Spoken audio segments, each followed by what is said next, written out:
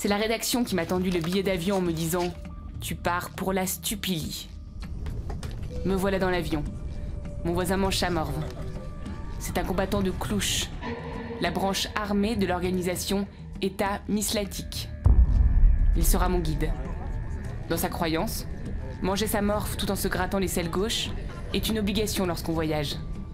C'est écrit page 111 du vaste bouquin.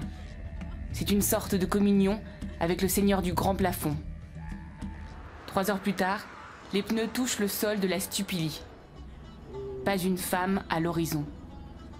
Que des hommes portant la moustache sur le front. La moustache sur le front est un signe de virilité quand on est soldat de Clouche.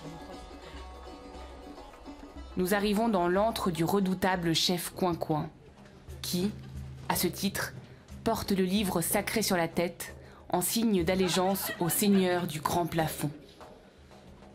Il est armé d'un fusil d'assaut qu'il tient continuellement tendu vers le haut, entre ses jambes. Quand le chef Coin-Coin est chez lui, sa femme a le devoir de se tenir assise en boule dans une brouette bénie. Elle porte des chaussettes à carreaux, enfilées sur ses mains, ainsi qu'une chaise sur la tête. En Stupilie, la femme n'a le droit de respirer que toutes les 20 secondes, ne sort de sa maison qu'une fois morte et doit donner un minimum de 6 enfants par an. Comme le dit le vaste bouquin en sa page 1015, la femme Clouche n'est pas un objet. C'est une arquebuse finement dorée. On la bourre et on tire. De son côté, suivant les préceptes du seigneur du grand plafond, l'homme s'amuse et ne branle rien.